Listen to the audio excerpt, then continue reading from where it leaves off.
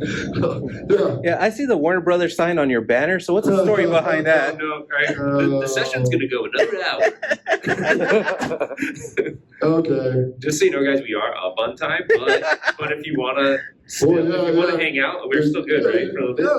Okay. Yeah, we're running out of time. You should have brought that one up about a half hour. That's a half hour explanation. Do you want to try to tackle it a little bit? Well, okay, short and sweet. At the end of Mortal Kombat, because I was a freelancer, they threatened me with a lawsuit to keep me away from it, and I disappeared for 27 years, and then I was rediscovered by accident about 3 years ago, and then the pandemic hit, and then I couldn't do any more shows, and then I finally got to do the shows, and I'm doing shows, and then Warner Brothers sent me a cease and desist letter about 2 weeks ago, and they're fucked. Wait a minute, is that on? Alright, we'll delete that. Oh, you're recording this? Oh, great. we were copulated. So yeah. All too late trying to figure it out. So closing. Yeah. So now I get the cease and desist letter from them for showing the logo on my banner, and in 38 years, every invoice I ever wrote, and I had a lawyer write this for me 38 years ago, that I have rights to use any and all of the artwork I created from whatever this project is, whether in part or in whole, after it's been released to the public for my own personal promotion until Jesus comes back. All right? That's written into every invoice, every damn one of them. So when they sent me the cease and desist, I wrote them back and I told them, this is what I have. And clearly this is promotion. I'm not making a movie or anything. I'm not, and all of my business cards too, where I hold the thing on. That was the other thing. And they wanted me to destroy the banner and prove that I destroyed the banner. We could make it really fun if anybody's like an explosive expert. We can kind of like blow it up and then send it to them or something. Well, I think I did it one better by putting the sign on there. Because I was like, well, I'll comply, no problem. Here, I'll put a big green sign on there that says Warner Brothers has forbidden me to show this artwork. Bringing the artwork that everybody knows. What's the difference? It's just crazy to me that and it's not being recorded now. So it's crazy to me that Warner Brothers, after all these years, and a lot of these guys, including Paul and Daniel Bassina, they're all going out and still promoting these projects they were a part of. So in effect, they're promoting the brand, and it's weird that these bigger companies are still going to go after them. Dan, I talked to Dan like Thursday, and he got a cease and desist. I talked to Richard DeVizio just before I took off for Greenville last weekend. He got one. He played Kano. It's crazy. Anthony Marchese got one. Oh, poor Anthony. He's got a rock band. He just put out a CD. And I guess there's a picture, I didn't see it, but there's a picture inside where the logo is projected on the wall behind him. The Mortal Kombat? Yeah. And they're having a shit fit over that. Wow. Hit him with a cease and desist, and he's going to destroy all of them. Yeah, he may be screwed on that one. Yeah. So what can we say that would end it on a positive note? I don't get it. I really don't. If I live in 1,000, I'll never understand why this is. They should be embracing us. I agree. And we're not doing anything. What am I doing? It's not even crumbs from the table. It's like atoms. Oh, that was the other thing. When they ceased and desist, it was lovely.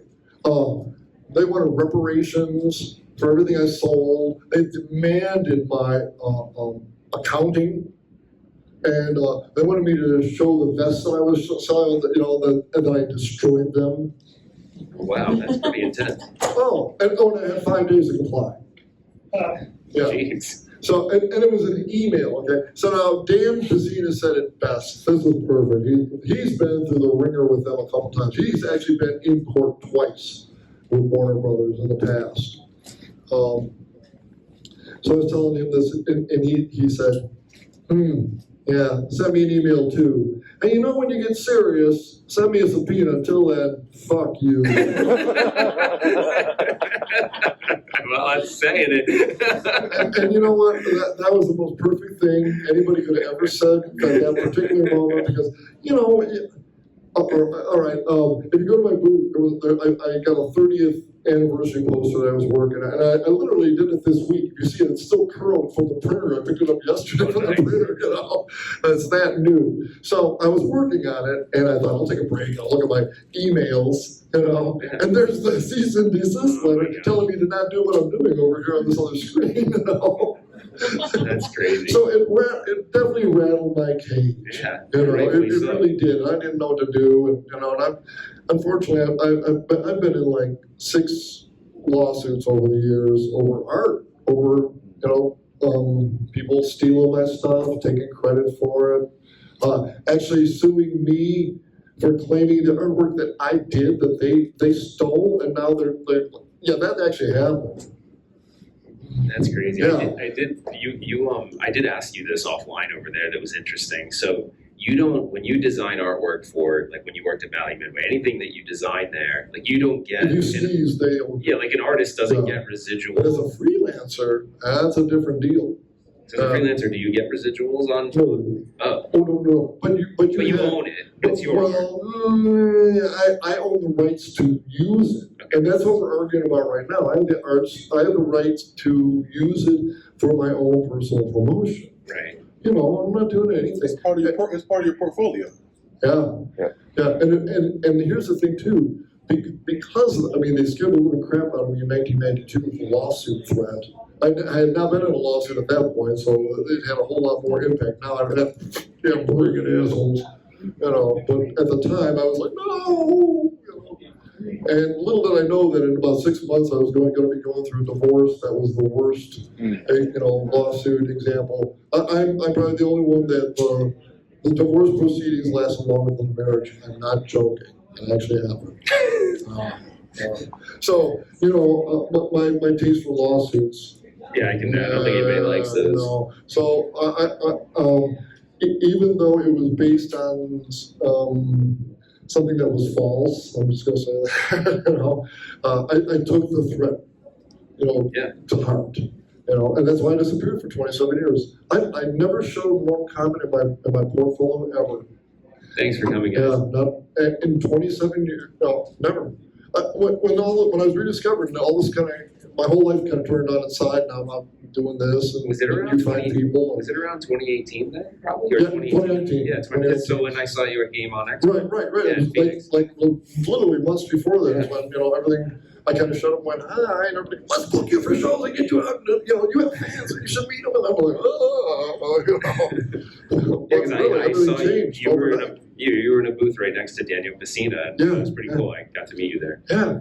And now we're So doing it this. all just kind of blew up for me overnight, and that's very, very, So cool. very crazy. Okay, when it all came out, even my wife didn't know. I literally not told anybody, including my wife. I had explained to her. Well, she didn't know anything. She goes, so Mortal Kombat, was it a movie? Well, eventually it was.